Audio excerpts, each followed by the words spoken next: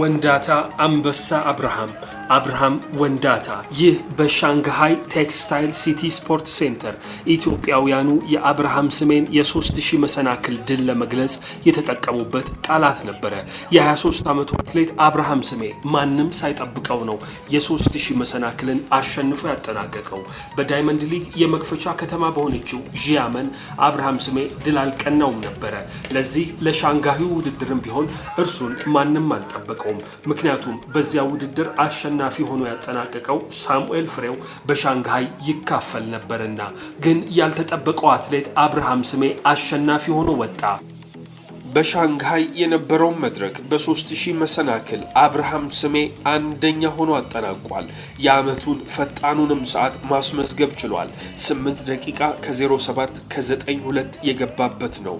ኬንያዊው አትሌት ኤድሙን ሴረም ሁለተኛ ሆኖ ጨርሷል። ኪፕ ኮሪር ደግሞ ሶስተኛ ሆኗል። ባለፈው በዢያመን የዳይመንድ ሊግ መክፈቻ ውድድር ላይ አንደኛ ሆኖ ማጠናቀቅ የቻለው ሳሙኤል ፍሬው በመድረኩ ስድስተኛ ሆኖ ለመጨረስ ተገዷል።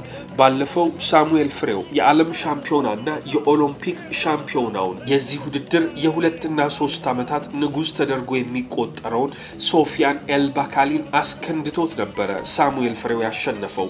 ነገር ግን በአንድ ሳምንት ልዩነት ሁለት ጊዜ የ3000 መሰናክልን ማሸነፍ እጅግ ከባድ ነውና በሻንግሃዩ መድረክ ስድስተኛ ሆኖ አጠናቀቀ። አብርሃም ስሜ የሀገሩ ልጅ ግን ውድድሩን በአንደኝነት ጨርሷል። ይህ የ23 ዓመት አትሌት 2018 በነበረ የቦነስ አይረስ የታዳጊዎች ኦሎምፒክ ጨዋታ ውድድር አንደኛ ሆኖ የወርቅ ሜዳሊያን ለሀገሩ ማምጣት የቻለ አትሌት ነበረ።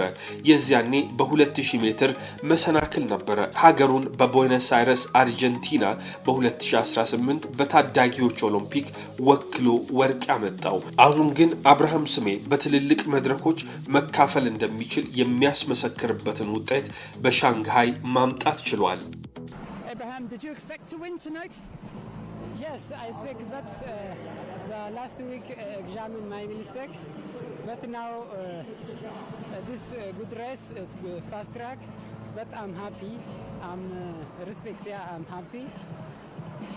Just, I don't know. For this summer, what is your goal, your mission? Next, my goal maybe this next world champion. I saw a good training, good work. Maybe I will champion. Do you believe you can be the world champion? Yes. ከውድድሩ መጠናቀቅ በኋላ በሰጠው አስተያየት የባለፈው የዢያመን ውድድር የኔ ስህተት ነበረ። በዛሬው ድል እጅግ ደስ ብሎኛል። ፈጣን ትራክ ነበረ። ድሉንም በማስመዝገቤ ተደስቻለሁ ሲል ተደመጠ። አብርሃም ስሜ በቀጣይ ጎልህ ወይንም እቅድህ ምንድነው ተባለ። በዓለም ሻምፒዮና መካፈል እፈልጋለሁ ሲል ይህ አትሌት ተናገረ።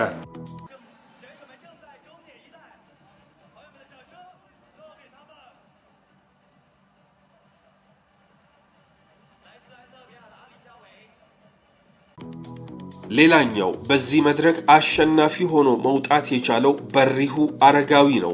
በ5000 ሜትር በወንዶች ውድድር በሪሁ አረጋዊ 12 ደቂቃ ከ50 ሰከንድ ከ4.5 በመግባት አንደኛ ወጥቶ አጠናቋል። በሪሁ አረጋዊ ናንጂንግ በነበረ የቤት ውስጥ ዓለም ሻምፒዮና በ3000 ሜትር የሁለተኛ ደረጃን ይዞ እንዳጠናቀቀ ይታወሳል።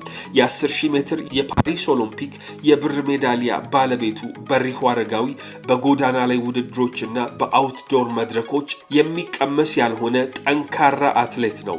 ይህ አትሌት ከ10000 ሜትር ጀምሮ እስከ 3000 ሜትር መሮጥ ይችላል። 5000ንም እንደዚሁ ፉት ማለት ልማዱ ነው። አሁን ደግሞ በዳይመንድ ሊግ ውድድር አሸናፊ ሆኖ ማጠናቀቅ ችሏል።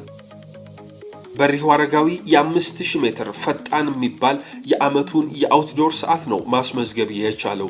የ24 አመቱ ሯጭ በ5000 ሜትር ውድድር በዳይመንድ ሊግ የፍጻሜ መድረክ ብራስልስ ላይ አሸናፊ ሆኖ ነበር ባለፈው አመት ያጠናቀቀው። ከዚያ በኋላ በ5000 ሜትር አልሮጠም ነበር። በሻንጋዩ መድረክ ተከታትለው ኢትዮጵያውያኑ በገቡበት ፍጻሜ 600 ሜትሮች ሲቀሩት ነበር ወደፊት ጠጋ ማለትና ተስፈንጥሮ መውጣት የጀመረው።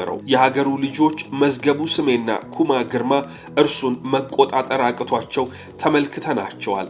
ሁለተኛ ሆኖ ኩማ ግርማ አጠናቋል 12 ደቂቃ ከ50 ሰከንድ ከ69 በመግባት። መዝገቡ ስሜ ደግሞ 12 ደቂቃ ከ51 ሰከንድ ከ86 በመግባት። I'm so happy. I was good competition. So I'm very happy. Where are you going to race next? What are your plans for the next weeks? Next, I have 10,000 meter Ethiopian trial. So I prepare for 10,000 trial next. የ5000 ሜትሩን በአሸናፊነት ያጠናቀቀው በሪሁ አረጋዊ የኦሎምፒክ የብር ሜዳሊያ ባለቤቱ አትሌት እጅግ ተደስቻለሁ፣ በጣም ደስ ብሎኛል ሲል ተደመጠ። በቀጣይ በሪሁ አረጋዊ የ10000 ሜትር ውድድርን ለመሮጥ እያሰበ እንደሆነ ገለጸ። ይህ አትሌት በቶኪዮ የዓለም ሻምፒዮና ለመካፈል ለኢትዮጵያ ማጣሪያ በሆነው የ10000 ሜትር የትራክ ውድድር ላይ ዝግጅት እንደሚያደርግ አሳወቀ። በሪሁ አረጋዊ በቀጣይ በዓለም ሻምፒዮና ኢትዮጵያ ለመወከል የ10000 ማጣሪያውን የሚያደርግ ይሆናል። የዳይመንድ ሊግ የ5000 ሜትር የሻንጋዩን ውድድር ግን የዘንድሮውን ፈጣን ሰዓት አስመዝግቦ ማጠናቀቅ ችሏል። በ800 ሜትር በሴቶች ጽጌ ዱጉማ ታላቅ የሚባል ክብር ነው ማምጣት የቻለችው። እቺ አትሌት ከጥቂት ጊዜያቶች በፊት ከባድ የነበረ የሞራል ስብራት ገጥሟት ነበር። ጽጌ ናንጂንግ በነበረ የቤት ውስጥ የዓለም አትሌቲክስ ሻምፒዮና ለፍጻሜ ውድድር መድረስ ብትችልም ከፍጻሜው በፊት ግን ከአሰልጣኟ ጋር በተፈጠረ ከባድ የሚባል አለመግባባት ምሽቱን በህመምና በብስጭት ስትጦፍ አድራ በፍጻሜው ቀን 6ኛው ታጠናቃለች። አሁን የ2025 የመጀመሪያ የአውትዶር ውድድሯ የሆነው የሻንጋይ መድረክ የብሔራዊ ክብረ ወሰንን ጭምር እንድትሰብር አስችሏታል። በ800 ሜትር 1:57 ያላት አትሌት አሁን በ800 ሜትር 1 ደቂቃ ከ56 ሰከንድ ከ64 ማይክሮ ሰከንድ በመግባት የኢትዮጵያን ክብረ ወሰን አሻሽላ ነው ማሸነፍ የቻለችው። ንግስት ጌታቸው በናንጂንግ የዓለም አትሌቲክስ ሻምፒዮና እርሷ ባልተሳካላት ቀን ሁለተኛ ወጣ ለኢትዮጵያ የብር ሜዳሊያን ያስገኘችው አትሌት በዚህ መድረክ 6ኛ ሆና አጠናቃለች። ሀብታም አለሙ 8ኛ ሆና ውድድሯን ለመጨረስ ተገዳለች። ሳሮን በርሄ ደግሞ 11ኛ ሆና የ800 ሜትር ውድድሯን ጨርሳለች። ጽጌ ዱጉማ ለኢትዮጵያ በፓሪስ ኦሎምፒክ የብር ሜዳሊያን በ800 ሜትር ማስገኘት የቻለች አትሌት ናት። ይህቺ ሯጭ በ800 ሜትር ታሪክ ለኢትዮጵያ ለመጀመሪያ ጊዜ ነበረ ኦሎምፒክ መድረክ ላይ ሜዳሊያ እንዲገኝ ያስቻለችው። ከ800 ሜትር ባለፈ በ400 ሜትርም መሮጥ የምትችለዋ ጽጌ ዱጉማ 24 ዓመቷ ላይ ትገኛለች። በግላስጎ የዓለም የቤት ውስጥ ዓለም ሻምፒዮና 2024 ላይ ወርቅ ሜዳሊያን ሀገሯ አምጥታለች። በጋና አክራ የአፍሪካ ጨዋታዎች ውድድር በ800 ሜትር እንደዚሁ ደምቃ የወርቅ ሜዳሊያውን ለሀገሯ አምጥታለች። 1:57:17 ከዚህ ቀደም ፈጣን የሚባል የ800 ሜትር ሰዓቷ ነበረ። አሁን ግን ወደ 1:56:64 አውርደዋለች።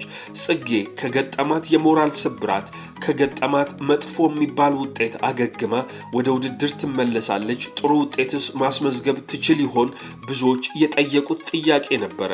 እርሷ ግን ከስብራቷ እርሷ ግን ከውድቀቷ ከመጥፎ ጊዜዋ አገግማ በታላቅ ድል ያውም ደግሞ በብሔራዊ ክብረ ወሰን አሸንፋ አጠናቃለች።